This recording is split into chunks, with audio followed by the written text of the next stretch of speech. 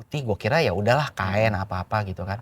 Gue perhatiin lagi, gue ngeliatin, jadi nih bentuknya, jadi bentuknya. Terus ya menurut dia kan, udahlah, gue nggak takut lah kayak gitu kan. Iya. Pas puncaknya adalah pas saya liatin kayak gini, dia miring kepalanya begini, jatuh mas kepalanya. Jatuh, lehernya manjang, geletek gitu.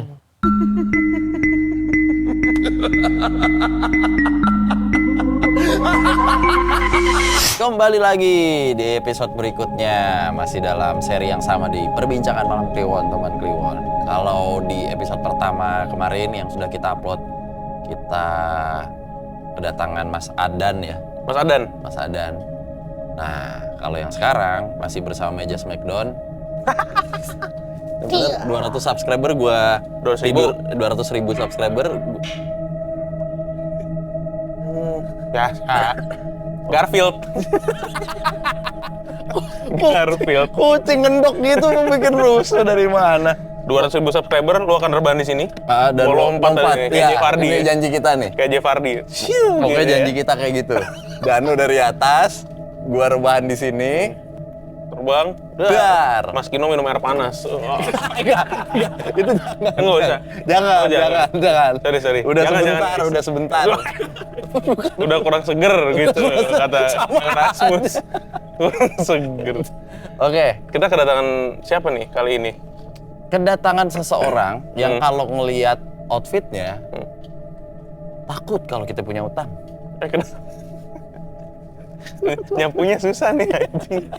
Outfitnya begini. Intinya nih seorang teman Kliwon yang katanya rumahnya jauh.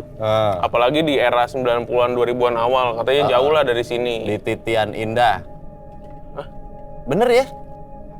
Harapan Indah siapa yang Oh, ganti-ganti begitu nama komplek ya? Iya. Kita panggil aja Mas Adit. Mas Adit. Iya, mantap. Bang, Halo, Siapa? aman Bang, saya udah lunas Bang. Bang, nasi Udah saya bayar saya. dari kredit saya Pak. Gue bilang juga apa kan? Aman saya Bang. Pinggiran sih emang gitu ya. Aman. Revo udah ini Bang. Iya. Gitu ya. Alhamdulillah. Tapi untuk race underbone besok siap. Joki kali. Settingan racer joki kita begini soalnya. Sehat Mas Adit ya? Alhamdulillah sehat mas. Luar biasa. Dia rumahnya di daerah Harapan Indah. Iya betul. Ngantornya di Harmoni. Ngantor di Harmoni. Sedang bener itu. Oh, tapi sejalur, Pak. Ya, sejalur. Sejalur Jatinegara, tinggal Matraman, iya lurus Salemba, gitu aja. lurus. Yang enggak juga sih sebenarnya. Dikata sedang. Sedang lah. Sedang itu. Sedang. Bener. Oke. Mas, panggilnya siapa? Adit ya? Adit. Adit. Mas Adit ini ternyata pengalamannya cukup kompleks nih, guys. Ya bener ya? Ya, betul. Dari rumahnya, dari saudara-saudara gitu ya, bahkan Ibu. dari keluarganya, ibu maksudnya masih dalam lingkup keluarga. Itu boleh dibilang bersinggungannya cukup kuat sama dunia spiritual gitu atau energi spiritual gitu. Jadi ya terima kasih Mas kedatangannya di sini. Makasih, kita ketemu lagi di video berikutnya. Izin pulang. Mas Adan masih ada, masih ketawa-tawa. Masih di sini dia? Kita nonton komedi. Kopi panas lagi? Nggak apa-apa, lu pesen langsung aja di belakang. Siap, gimana Mas? Lanjut Mas. Ya mungkin pertama-tama nama gue emang Mas Adit. Emang ada masnya? Oh, ada Mas. Ada masnya, emang ada Adit. masnya. Jadi Mas Mas Adit. spasi Adit Tias. Oh, berarti kita Ya. manggilnya Mas Adit. Mas. Ada masnya kebetulan memang. Mas Adit. Kayak itu tetangga gua. Siapa namanya? Bapak. Namanya Bapak. Iya, jadi kalau dipanggil anaknya Bapak. Bapak-bapak gitu. Iya. Rame dong. Ya, silakan. Tanya Dito. Namanya Bapak. Iya. Orang tua gimana sih? Mungkin kehabisan kata-kata dia. Kayak apa ya? Udah Bapak aja deh. Masa Oke. dengan bayi Bapak gitu. Ya emang bayi saya kata dia. Bayi saya. Bayi saya memang. Kenapa emang? Jadi marah-marah Berarti kata kan dia. dia benar. Dia namanya Bapak. Serius. Kan Dia unik loh. meskipun namanya Bapak kan dia pernah bayi. Dit, tetangga kita ada yang namanya Bapak kan? Jadi kalau dipanggil Bapak-bapak kan? Nah, Iya, meskipun profesinya apa? Nah, Montir dia. Bapak montir. Agak ribet tuh dia. dibilang. Enggak, nggak iya percaya. maksud gua namanya Bapak nih, tapi kan dia pernah bayi gitu. Ya itu ya tadi kan bayi Bapak. Halo Bapak. Aneh banget. Bayinya berasal dari jakunnya udah numbuh. Iya nih. Oh, Bapak lucu banget. Serius kepercayaan lu? Maksud Ya. Udah balik lagi. Mas Adit. Mas Adit mau minum apa dulu nih, Mas? Waduh, teh hangat aja deh. Teh hangat, Tua, Mas. maaf nih. Manis? Tawar aja tawar. Tawar. Iya. Bisa aja yang dikasih Dik. Kayak temen Cabut dari Mustang ya tadi. Oh, Kiss ya. Salah dong. Banyak ya. Ya jadi tinggal di Harapan Indah. Mungkin tadi ada salah satu kru juga rumahnya di Harapan Indah, pasti tahu lah. Di Harapan Indah tuh sekitar tahun 90-an sampai 2000 tuh emang lumayan agak daerahnya jauh udah gitu ya. Tadi kalau mau ke sana transitnya tuh lumayan banyak lah gitu. Betul, Dari betul. Senen aja ke Pulau Gadung, di Pulau Gadung nambah lagi, angkot lagi ke sana, dan lumayan effort lah kalau mau ke sana. Dan ya kalau dibilang tempat jin buang anak ya iya emang dulunya. Karena daerah situ masih rawa, terus juga sawah gitu banyak di sana. Bahkan orang berantem mungkin bunuh-bunuhan ditaruh di sawah nggak ada yang tahu juga gitu. Dulu tuh ya, Iya, saking dulu sepinya. saking sepinya karena tinggal dari tahun 95 sampai sekarang. Jadi tahulah progresnya Harapan Indah tuh dari yang dulunya tempatnya mungkin nggak bisa dijamah gitu ya, terus sampai sekarang sudah jadi kota bagus gitu kan, dan udah ya aura-aura mistisnya udah mulai lama-lama menghilang lah gitu. Nah cuma karena gue tinggal dari dulunya di sana, pas kalau masuk awal Harapan Indah tuh memang dulunya tuh sawah gitu, baru masuk ke perumahannya, perumahan intinya baru di situ. Jadi sepanjang jalan ke arah gang rumah gue itu pohon, isinya pohon-pohon semua, pohon-pohon gede. Pohon gede, udah gitu penerangan itu mungkin bisa kehitung lah. Jadi kayaknya per 30 meter baru ada lampu, dan itu juga lampunya cuma hidup paling 1-2 doang. Dan itu dulu kan lampunya tuh masih oranye, lampu jalanan ya. Benar. Nah, lampu oranye kan menambah kesan mistis lah kayak gitu kan. Betul. Nah, jadi karena di sana tempatnya lumayan angker, jadi areanya juga ya jadi ikut mistis lah kayak gitu. Dan banyak juga rumah-rumah kosong kebetulan kayak jadi pas banget posisinya gang gua tuh letter L. Di ujung gang itu ada rumah hook gitu, digabung ya hooknya ya, kanan kiri tuh digabung jadi satu, emang gede banget. Dan situ tuh kalau kita bisa bilang sering banget ngerjain lah gitu, kayak tukang skotan yang bilang iya, itu tuh yang ini kadang-kadang UMKM kecil ini sering digangguin. Korban kan? Jadi Itu korban maksud dia. gua. Tidak tahu kenapa-napa jadi korban. Dan spesifik lagi skoteng. Karena waktu itu nyokap gua pulang kerja dari PMI Kramat tuh. Ya, pusat pulang tuh ya. Pusat situ balik sekitar jam 10-an kan habis sip siang ke malam kan. Terus udah gitu balik ada skoteng lah, pengen beli lah ceritanya ya kan.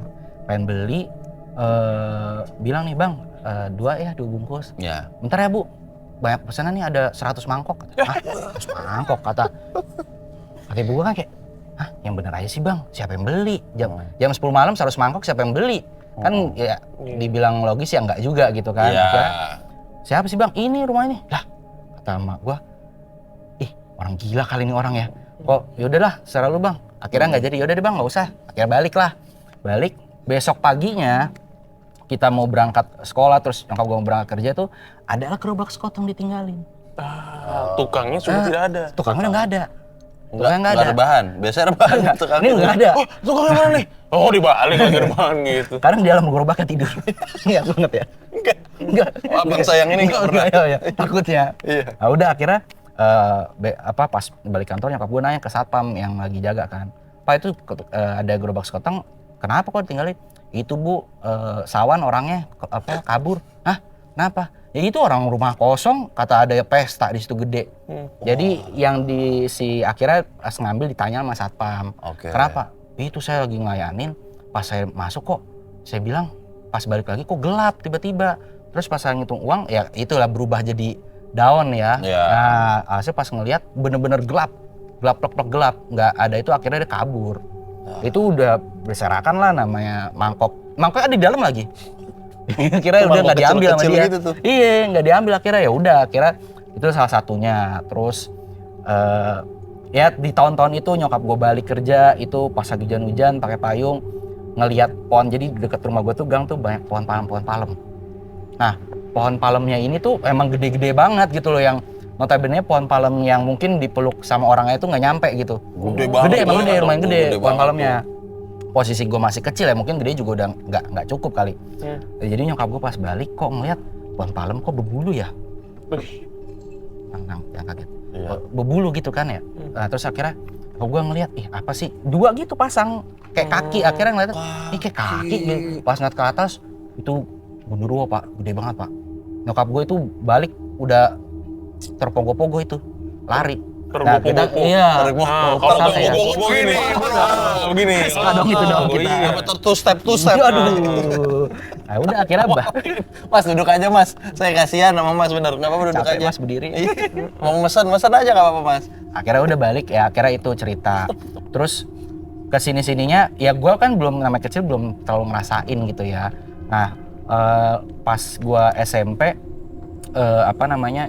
gue tuh lagi baru balik dari sekolah, terus juga nyokap gue balik dari terus habis itu nyokap gue udah gak kerja di Kramat nih, kerja deket rumah, ngantor jadi guru TK. Masih di Bekasi tuh? Masih di Bekasi, daerah deket rumah lah. Pulang istirahat lah biasa siang karena sorenya tuh biasa suka ada les privat lah.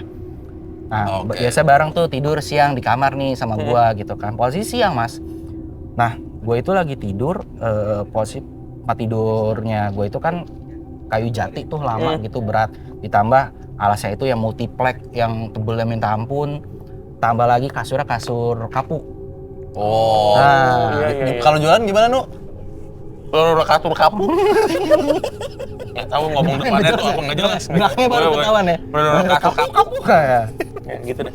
Nah itu hasil nyokap gue juga udahlah tidur kan, gue juga lagi tidur.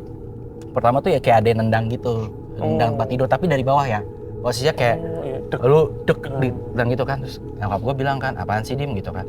Kebetulan gue di rumah dipanggilnya Dimas, jadi agak berbeda, jadi panggilnya Dim kan. Dim, apaan sih? Nggak tahu mah, udah tidur lagi aja, orang ngantuk banget sama siang kan. Udah hasil lama-lama mulai cepet tuh dek gitu. Ini dari kolong kasur? Dari kolong kasur.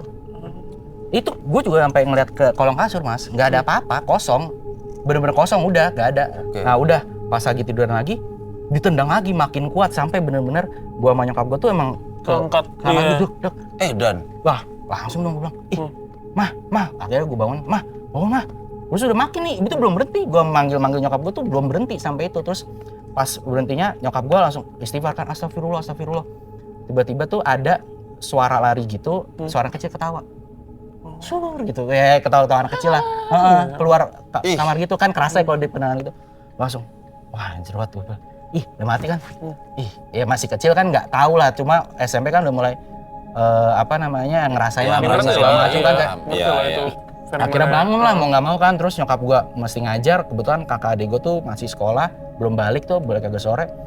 Gue bilang, mah ikut deh, takut, bilang ya posisi wajar lah takut ya umur segitu, walaupun kata masih sore masih terang benderang ya, karena kan bokap kerja, nyokap juga kerja, ya gue harus sendiri. Nah gue takut. Akhirnya udah berlalu, gue ikut ke nyokap gue, balik.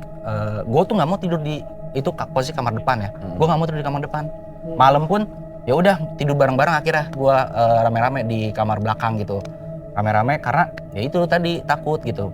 Udah gitu lanjut cerita, adik gue kan kita beda setahun jadi ya sama SMP juga lah. Nah itu waktu pas adik gue tuh lagi mau nyuci baju seragamnya, maksudnya mau nyuci baju seragam di samping di ruangan laundry lah, tapi itu agak memang menjoroknya keluar gitu kan. Itu tuh ada yang ngetok di genteng, tak gitu kan. Adik gue juga nggak, ya udahlah nggak ngirauin. Terus adik gue tuh diketok-ketok lagi nih.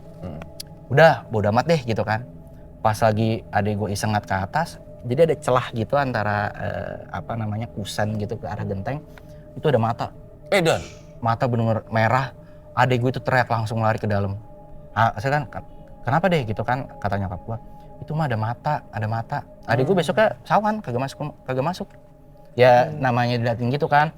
Udah tuh ya udah gangguannya tuh ya nggak setiap hari ada. Tapi banyak tiba-tiba ada nanti, ntar hilang lagi, ntar ada lagi. Tapi yang sering hampir setiap hari kita denger itu adalah suara napas tuh habis maghrib sampai mungkin jam sampai mau subuh. Dan itu suara napas ya, kita kan mikir enggak, sampai sekarang udah enggak. Sekarang udah enggak. Jadi itu gua rasain tuh hampir ada mungkin 5 tahun ya. Ada 5 tahun, lumayan lama Mas. Jadi posisi suaranya itu lu suara napas berat gitu. Kan gitu. Tapi itu kedengeran di kuping lu. Jadi kalau kita nyari sumber nih dekat. Jadi kalau nyari sumber siapa sih yang napas gitu. Dan kalau yang, misalkan dan yang ngalamin bukan lo doang. bukan gua, itu keluarga dengar. Keluarga dengar, Posisi tapi keluarga semuanya dengar. rasanya deket. Dekat cuma apa? Ayam gorengnya. Iya, kaget. Nah itu suaranya tuh benar-benar deket lah di kuping tuh benar-benar dekat. Jadi kayak ini suara apa? Kita kira kan mungkin apa namanya, masa iya suara tetangga belakang nyampe gitu kan? Karena kalau misalnya kita lagi ke dapur itu suara makin jelas tuh, makin jelas kayak gitu menghela napas itu udah sering banget. Dan memang posisi di rumah gue itu belakang tuh ada kamar mandi kosong yang kita tuh nggak pernah pakai dan emang udah terbengkalai lah, kita nggak pernah pakai, jadi akhirnya ya udah didimin aja gitu kan. Nah kita kayak mikirnya apa dari situ kali ya, ada yang nungguin gitu kan. Cuma tuh abis di renov pun itu masih ada suara yang berat gitu kan. Nah itu kalau siang itu nggak ada. Dan setelah suara itu 2 tahun kemudian itu suara orang manggil gitu kayak gitu. Tapi di atas genteng adanya. Maksudnya kalau misalnya jadi kalau misalnya kita gebrak gini binatang kan biasa kan, kalau tikus atau kucing kan biasa ya udah gitu kedengeran lah suara larinya kan. Itu enggak, itu tetap aja gitu. Itu sering banget Mas, itu di ruang tamu posisinya. Oke. Banyak banget berarti ya dari lo awal tinggal di situ, udahlah area kompleknya serem, banyak kejadian horor. Spesifik di rumah lo juga banyak kejadian kayak gitu. Karena dan itu di sekitarnya juga banyak rumah kosong iya, kan. dan itu berjalan selama bertahun-tahun. Dengan berbagai macam peristiwa. Sampai yang salah satu yang paling parah bikin nyokap lo tuh sakit gitu ya. Iya, ada itu waktu gua kecil ya, itu masih gua kecil banget. Oh, ini mundur nih. Oh, berarti agak mundur. Ini Oke. waktu jadi pertama kali pindah itu di tahun 95 ya. Jadi waktu itu memang rumah masih pertama lah bentukannya ya kan. Jadi di halaman tuh masih ada tanah begininya nih. Oke, ada tanah gini ya. Iya, ada tanahnya gini. Hasil ya udah nyokap gue tuh waktu sakit sampai lumpuh. Ini gue diceritain sih dari nyokap ya. Sampai lumpuh nggak bisa jalan. Hasil kakek gue datang lah dari Jawa itu untuk mau ngobatin lah intinya gitu. Terus daerah mana Mas kalau boleh tahu? Gue Jawanya Kutoarjo. Jawanya. Oh, Jawanya Kutoarjo Mas. Kutoarjo. Kalau tadi kakeknya dari mana? Kakek gue. Nah, dipanggil dari mana? Jawa. Dari Jawa. Nah, kalau Mas Danu itu dari mana? Pondok Indah dari Jawa. Oh, dari Java. Gitu. Pakai V. Double V itu. Iya, Vivi Java. Dari Java. Goblok. Aipo yang berujung jadi pengucap. Mas datang dari mana? Dari Java. Kutoarjo ya? Kutoarjo. Nyokap Kutoarjo, bokap Solo. Oh. Bokap asal Solo, nyokap tuh Kutoarjo. Jadi waktu itu orang tua nyokap, almarhum kakek gue tuh datang buat dia ngobatin lah kayak gitu ya. Terus ternyata kakek gue itu bilang ini kayaknya ada ya dikerjain lah gitu ya. Ada yang ngerjain lah kayak gitu. Kita juga nggak tahu orangnya siapa.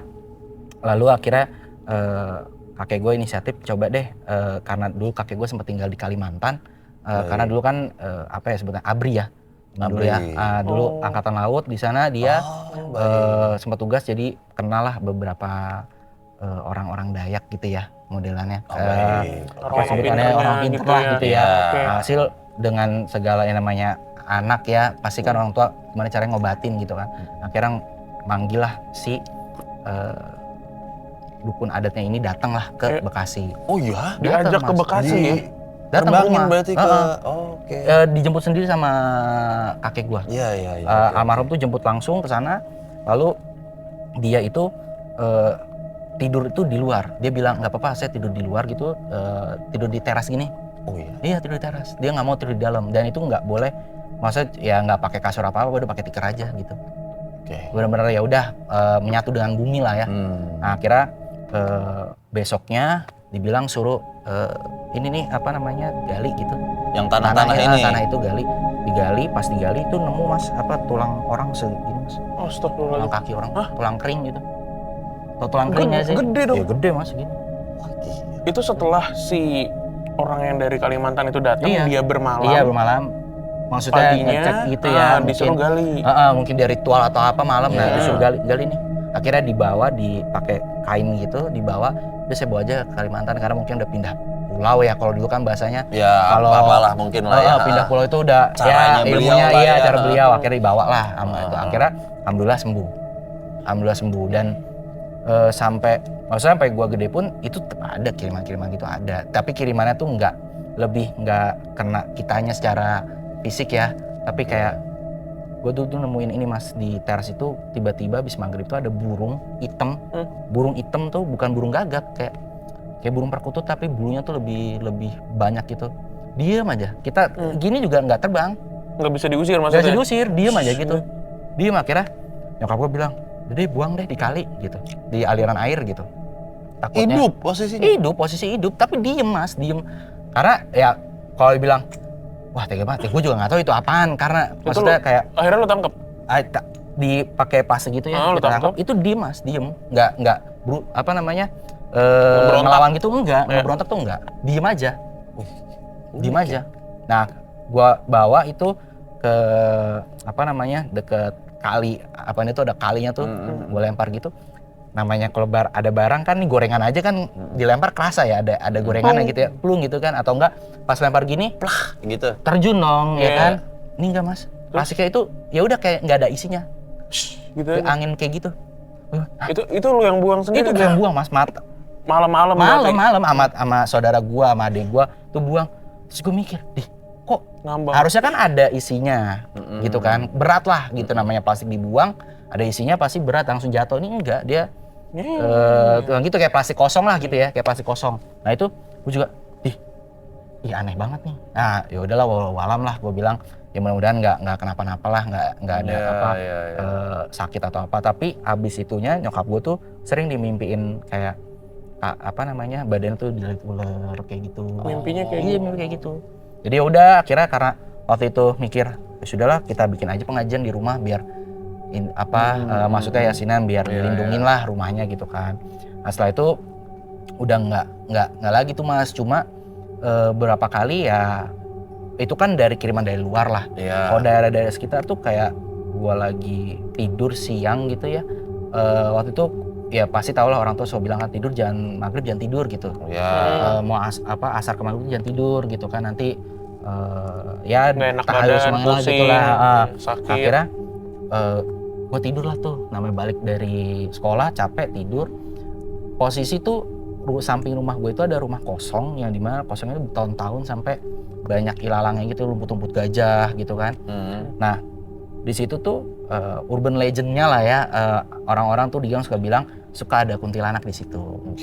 Si kuntilanaknya ini tuh suka nunjukin tuh di teras gitu, berdiri aja, nggak gangguin, cuma berdiri doang. Emang kita kan masih kecil kayak ya udah takut-takutan aja, nggak yang kayak wah masa ya ada gitu kan, nggak percaya gitu. Sampai gue ngalamin sendiri, gue lagi tidur posisi mau maghrib, itu di mimpi gue posisi gue di depan rumah itu di jendela gitu, itu sosok dia mas, jelas sosok dia. Tapi di mimpi nih ya? Di mimpi. Dia manggil gini, ngajak main ke dalam rumah itu gitu. Spontan gue langsung bangun, istighfar segala macem, gue lari ke depan, gue ke rumah itu. Gue ngeliat gitu, maksudnya bener ada apa enggak gitu kan. Itu posisi maghrib ya gue juga scare sendiri gitu kan. Akhirnya langsung masuk ke dalam. Apa bilang makanya jangan tidur maghrib gitu kan. Karena ya itu hasil digangguin lah kayak gitu. Nah itu si kuntilanak ini emang sering banget ada di sekitaran gang gue itu. Kayak waktu misalnya ada orang bangun rumah gitu, biasa kan kalau kuli-kuli itu suka nongkrong gitu kan sampai malam, itu suka ngeliat gitu di atas genteng kayak gini nih, lagi uncang-uncang kaki kayak gitu. Ntar bilang, mas sampean ada yang main tuh di rumahnya. Ah siapa sih? Ada itu mbak-mbak kata dia di atas genteng. Waduh, ya sering tuh kayak gitu dibilang ya, uncang-uncang kaki lah entah apa. Sampai satu ketika abang gua sendiri, abang sepupu ya, lagi tinggal di rumah. Itu lagi teleponan malam-malam di luar, terus di dekat rumah gua tuh ada pohon mangga gede. Dia lagi teleponan gini, bla bla bla. Pas lagi ngeliat nih, dia bilang, gua ngeliat tuh putih. Gua kira ya udahlah kain apa-apa gitu kan. Gua perhatiin lagi, gua udah ngeliatin, jadi nih bentuknya. Terus ya menurut dia kan, udahlah, gua nggak takut lah kayak gitu kan. Pas puncaknya adalah pas saya liatin kayak gini, dia miring kepalanya begini, jatuh mas kepalanya. Yosh. Jatuh, lehernya manjang, geletek gitu. Wah lari mas, gedor-gedor rumah langsung. Itu ya lari. kita juga, ih ngapain sih? Demi Allah gue ngaku kuntilanak. Demi Allah ya orang kaget lah ya, maksudnya takut gitu kan. Ya kita mikir apaan sih orang kagak ada apa-apa. Demi Allah ya besoknya ya mungkin karena dia tuh orang tipikal yang nggak percaya mas. Jadi kayak gue gak percaya gitu, tapi sekalinya diliatin kayak begitu, besoknya shower mas 3 hari kagak. Iya. Ini panas mulu, badannya demam gitulah. Betul. Nah itu yang apa sampai dan itu nggak berhenti. Itu kan posisi gue masih SMA lah.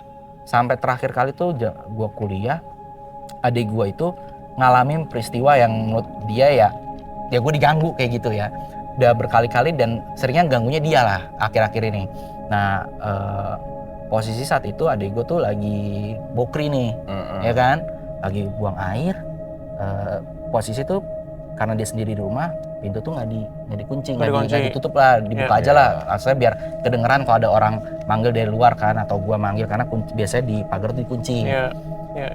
Jadi gua lagi buang air sambil asik ngerokok, tiba-tiba tuh piano klasik gitu, piano kan lumayan gede nih, segede gini ya, berat, posisi tuh ada tutupnya gitu, di atas tutup itu kita bisa naruh tas, buku gitu-gitu, itu bunyi mas. Terakhir itu bunyi ting ting. Adek gue nggak jelas nih, apaan sih kan? Bunyi lagi. Itu adek gue langsung nelpon, lu di mana gitu? Gue di jalan. Kenapa? Buruan deh pulang. Kenapa emang? Udah nggak usah deh, gue ke toko aja. Waktu gue ada toko kan, jadi udah gue ke toko aja. Toko terus baru dia ceritain kejadian itu. Terus lu kedengaran salah kali. Demi Allah kata dia, demi Allah gue sampai kagak jadi bokar, gue langsung cabut kata dia. Nggak jadi. Nggak jadi dia langsung, ibarat kata bahasanya emang naik lagi kali ya. Gitu, wah kagak gue langsung cabut kata dia gitu. Cabut dah, dia balik sama gue bareng, ya udah normal aja tuh. Besoknya digangguin lagi mas. Nggak piano, tapi kali ini kunci slot kamar mandi tuh. Oh ya. Itu di kerak. Posisi lagi mandi lagi kan. Ini adek lu lagi? Adek gue lagi. Itu kerak gini kan. Wah adek gue langsung balik lagi, buru-buru andukan segala macam, langsung ke toko lagi. Karena menurut dia anjing udah ngegangguinnya udah parah gitu, dan berapa kali emang dia sering banget digangguin sampai kayak lagi nyuci motor nih di depan sendiri kan, dia baru kuliah tuh nyuci motor segala macam. Itu kan kalau nyuci motor tuh gue biasa agak buka pagar, maksudnya biar ya udahlah biar kelihatan gitu. Itu ada yang gini mas, tengah orang di pagar ngelongok kayak gini nih. Gondrong gitu, gondrong hitam, ngelongok kayak gini. Terus kayak ini siang-siang atau malam mas, malam. Oh lagi nyuci motor malam-malam. Itu motor akhirnya ditinggalin, dia kabur ke dalam. Udah temenin gue yuk, temenin gue tinggal 11 doang kok, tinggal 11 masih udah temenin gue, ya udah mau nggak mau temenin. Terus baru besoknya cerita, gue ngeliat orang, gue nggak tahu itu orang apa kagak. Masalahnya yuk pas keluar kita nggak ada lagi tuh orang. Iya juga sih, maksudnya ya gue nggak tahu, mungkin itu makhluk halus lah ya, penggunduru atau apa nggak tahu ya. Itu adik gue tuh sering banget digangguin berapa kali sampai udah gede aja tuh digangguin ya. Mungkin kalau sekarang kan udah bodo amat lah gitu. Dan sekarang ya kalau gangguan kebetulan jadi ya plafon rumah gue tuh abis ambruk lah gara-gara talang airnya tuh mampet, airnya jadi nampung ambruk. Ya pas lagi sebelum dibetulin tuh itu kan ngelongok atap gitu ya mas ya. Malam gue kan suka masak Indomie tuh posisi. Posisi lampu yang nyala tuh cuma dapur doang, yang lain udah mati, udah masak. Pas saya mau masak itu ada yang nengok gini gitu. Asli mas, kagak jadi makan Indomie, gue tinggal gue masuk kamar. Karena akhirnya besoknya udah dah, ada uang berapa gue tutup dah, daripada gue ketemu lagi dah. Gue nggak tahu masa ya gembel tidur di atas kan nggak mungkin ya. Pasti udah tutup. Itu tuh ya berapa kali ya sering kayak gitu. Hasil pas sekarang ya kadang kalau ada yang gangguin gitu cuma kayak lemparin batu ke jendela gitu, ya udahlah.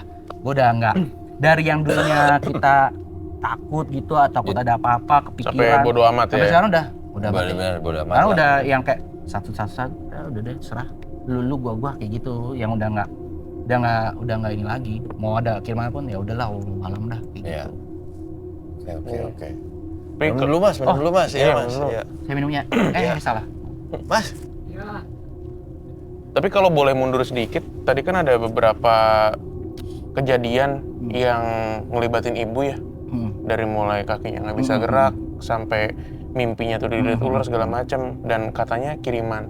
Iya. Ya kan? Pernah nggak sih ditelaah gitu kira-kira apa yang bikin kenapa ibu gua terus nih yang diserang gitu? Iya. Ada ini nggak sih kira-kira? Jadi kalau menurut dari keluarga ya adalah orang yang nggak suka lah gitu karena merasa Bisnis kah atau apa gitu? Lebih kenanya pribadi ya. Jadi urusan pribadi mungkin nggak suka gitu ya dengan beliau, jadi ya akhirnya imbasnya ke beliau terus, dan terakhir itu ada gangguan itu yang gua rasain waktu pas kakak gua nikahan, nggak ke nyokap gua tapi ke lebih ke acaranya nih. Ini tahun berapa berarti Mas nikahan kakak? 2021 akhirnya. Oke. Nah ini nih ada pertanyaan juga nih Mas. Apakah berarti semuanya tuh masih lanjut setelah kakek jemput rekannya yang dari Kalimantan itu kah atau gimana? Masih lanjut. Oh masih beberapa lanjut? kali masih lanjut Mas. Sampai gua mungkin kira udah kelar setelah tuh habis itu. kakak gua nikah kali ya. Udah nggak pernah ada lagi tuh ngerasain kayak gitu-gitu. Udah maksudnya udah ya sudahlah gitu. Gua kira udah beres abis itu. Ternyata masih lanjut. Masih itu okay. Tonton Mas ya udah 25 tahun lebih kali ya. Terlepas dari gangguan yang ada nih, maksudnya kan tadi yang ya itu nyokap yang tadi ada ya. Gangguan dari rumah ada, tapi kalau gangguan dari rumah ya karena lingkungan lah ya. Ya, tapi kalau ya, misalkan yang nyokap sendiri itu karena ya. Karena mungkin urusan pribadi dan lain-lain itu ya. Nah pas yang kata nyokap gue itu kakak gue nikah nikah Jawa tau ya Mas ya. Betul. Masih waktu itu kakak gue pertama 2 hari 2 malam, terus abis itu baru pindah lagi resepsinya ya perkara weton dan lain-lain lah ya. Pasti. Dan karena kakak gue anak pertama cewek, nikahnya itu bener nikah adat gitu. Dan kebetulan kita memakai salah satu kerabat kita yang memang dukung manten lah. Ya. Sajen di pojok-pojokan segala macam. Masih jauh banget tuh. Nah, malam setelah acara kelar gitu ya, itu kan ada namanya kembar mayang kalau nggak salah.